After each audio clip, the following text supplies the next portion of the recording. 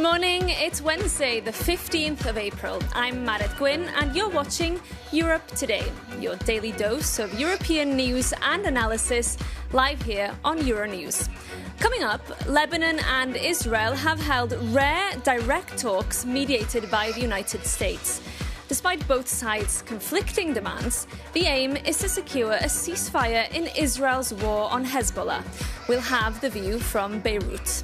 And President Donald Trump has said the US's talks with Iran could resume within 2 days after Pakistan proposed a second round of negotiations in Islamabad. And Ukrainian President Volodymyr Zelenskyy continues his surprise European tour today with a visit to Rome, where he will meet Prime Minister Giorgia Meloni. Yesterday in Germany, the Ukrainian leader signed a new defense deal with Chancellor Friedrich Merz, covering missiles, drones, and military intelligence sharing. We'll have more details on that from Berlin. But first, back to our top story, because yesterday in Washington, Secretary of State Marco Rubio hosted the Lebanese and Israeli ambassadors to the US for direct talks aimed at securing a ceasefire in Lebanon, where 2,000 people have been killed and more than 1 million displaced since the start of the war on Iran. For more on those talks in DC yesterday, we can bring in our US correspondent, Stefan Grober, who's there in the studio with us. Good morning, Stefan. Good morning, Marit. Now, Lebanon and Israel are talking to each other directly. How significant is this? Well, it was a big surprise for all of us. Remember, these were actually the first direct talks between both countries since 1993, talks mediated by U.S. Secretary of State Marco Rubio, as you said, who had urged both sides to seize a historic opportunity for peace. Now, Lebanon, of course, wants a ceasefire. Israel wants the elimination of the Iranian, pro-Iranian Hezbollah militia in Lebanon, whose attacks on Israel have pulled the country into this conflict in the first place. Hezbollah, by the way, who is adamantly opposed to these talks, and even claimed a series of rocket attacks against Israel while these talks in Washington were going on. So it's not clear this morning whether the discussions have yielded any sizable progress. The Israeli ambassador said after the 2-hour meeting that both sides were united in liberating Lebanon from Hezbollah, but there was no Lebanese statement at all after the talk. So we have to see how things develop. They have agreed to continue their talks. And Stefan, looking at the wider situation, the talks between the US and Iran have really stalled since last weekend, but there could be hopes that those talks could be revived. Well, there was a lot of disappointment in the region after the U.S. pulled out of these talks, but this morning there is a slim hope with President Donald Trump suggesting that there might be something coming up in the next 2 days. Apparently, Vice President J.D. Vance is on standby to go into round 2. Of course, the main sticking point remains the Iranian uranium enrichment capability. Both sides have suggested a suspension, but they haven't agreed on a timetable. The U.S. wants 20 years, Iran wants 5 years, so a lot to talk about here. Stay tuned. We will stay tuned, and Stefan, thank you for bringing us up to speed on that. And now, just ahead of those talks between Lebanon and Israel yesterday, our Middle East expert Sophie Claudet spoke exclusively to Amer Bissat, the Lebanese economy minister. She asked him about the Lebanese expectations for the negotiations and also about how his government is hoping to pressure Hezbollah to lay down its arms. This is what he had to say. The number one objective at this stage is the end of hostilities and the cessation of the violence. Lebanon has paid an extremely high price and continues to pay an extremely high price, both in terms of death, injured, as well as massive displacement. We want our people, we want the 1.4 million people to go back to their lands, to their homes. We're counting on the national consensus at this point that nobody wants violence internally. And we believe strongly that through discussions, negotiations, working with all Lebanese of all sects and all religions, under the premise that I just mentioned, the two-legged premise of sovereignty of the state and liberation of the South, and the hostilities, but at the same time, complete control over the decisions and taking over the arms. We're all in the same boat at this stage. And I think if we present it that way, there will be a consensus eventually on this. The Lebanese Economy Minister Amer Bissat there. Joining us live now from Beirut for more on the situation in Lebanon is Rima Abdul Malak, a former French Minister for Culture, who is now Executive Director of L'Orient Le Jour, one of Lebanon's leading daily newspapers, and its English equivalent, L'Orient Today. Rima, welcome. Good morning. Great to have you on the show. Good morning. So can you start by describing to us the feeling there on the ground in Lebanon this morning after, I think, what is now 7 weeks of Israeli bombardment? Yes, after 7 weeks of war, we're really exhausted, and there's a lot of anger and despair here. But we have this very slight glimmer of hope since yesterday evening with this historic moment of first step of talks. I can't even say negotiations so far because it looks like more a staging of negotiation rather than real negotiations with timelines and objectives and mediators. But still, it's such a historic occasion, and it's maybe our last chance to start on the good path for a future process leading to maybe peace and stability for the future. Rima, you speak of a glimmer of hope, but I guess the elephant in the room in these talks is Hezbollah, because Israel's war is on that militia group, but it's negotiating with Lebanon. Does the Lebanese government have any cards to play in these talks?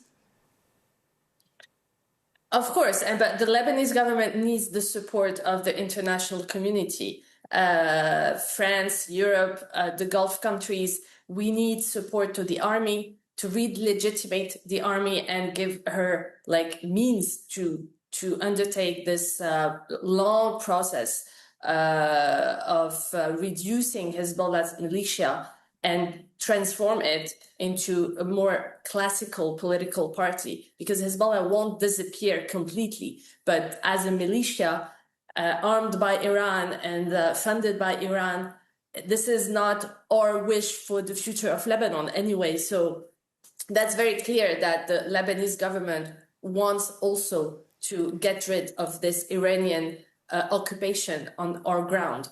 And I know that you yourself fled Lebanon when you were just 10 years old, shortly after Israel occupied the south of the country. Do you fear that we could see a repeat of history here? Because we have seen Israel trying to expand what they call the buffer zone in the south. Yeah, behind me you have old editions of L'Orient Le Jour from 1978 when Israel invaded the south. And actually Hezbollah was created in 1982 in reaction, in opposition, in resistance, as they say, to the Israeli occupation. So history told us during more than 40 years that occupation leads to extremism, leads to fanatism, leads to war and violence. So this is why we are very much concerned about what is going on now. No ceasefire, but the negotiations are starting. No guarantee that Israel will not occupy the south again. So this is really not reassuring, because if we start by the same vicious circle again, no peace is possible. OK, Rima Abdul Malak, thank you so much. And I know the reporters of L'Orient Le Jour are doing important work there on the ground, documenting what is happening in Lebanon. Thank you for joining us this morning. Now, moving on now, Pakistan has proposed, as we mentioned earlier, a second round of talks between the US and Iran after last weekend's negotiations in Islamabad ended in a standoff.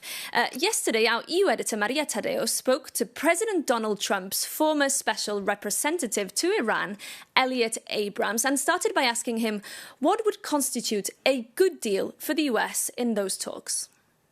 The president needs to get a better deal than Barack Obama got in 2015 in the JCPOA, because he has reviled that agreement, the worst agreement in world history. So he's got to get better than that.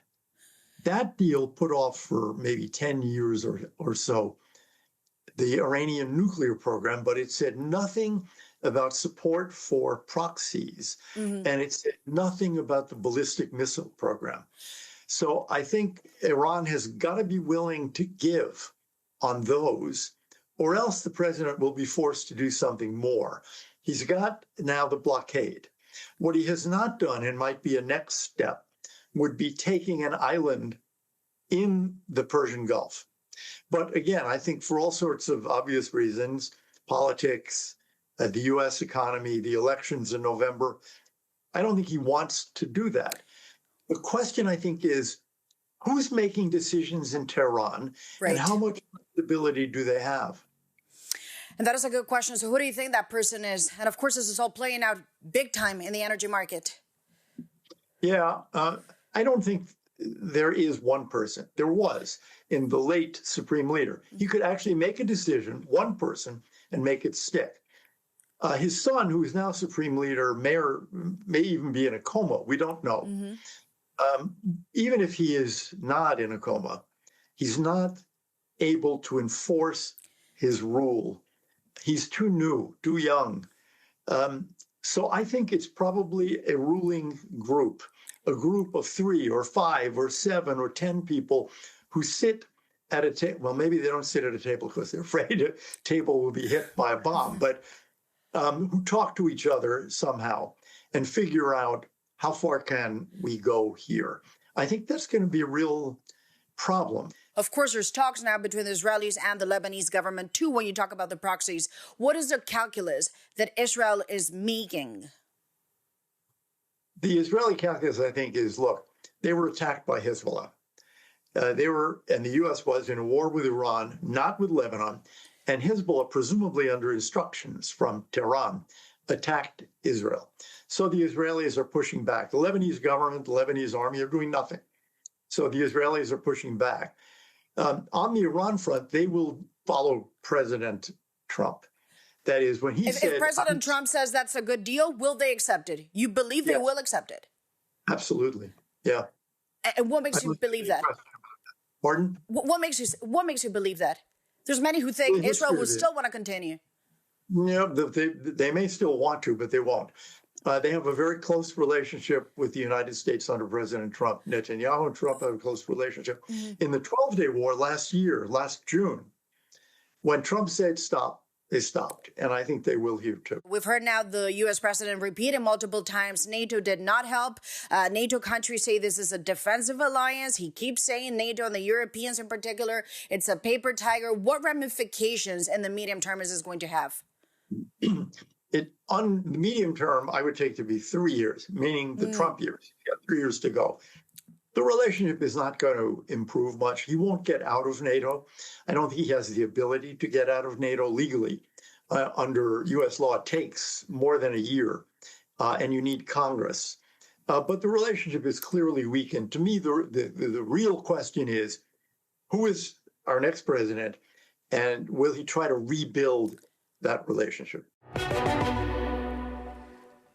Elliot Abrams there. Moving on now, Ukraine's President Volodymyr Zelenskyy is on a whistle-stop tour of European capitals. He'll be in Rome later today after visits to Germany and Norway yesterday. To debrief us on his talks with the German Chancellor Friedrich Merz, we can bring in our correspondent Laura Fleischmann, who's standing by for us in a sunny Berlin this morning. Good morning, Laura. Can you start by telling us what was achieved in that surprise visit by Zelenskyy to Berlin yesterday?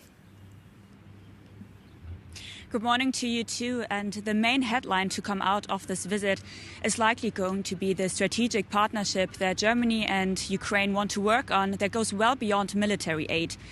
There were multiple agreements signed, one on working together in defense and another one on rebuilding Ukraine's industry. And those focused on working together regarding air defense, drones and joint development projects.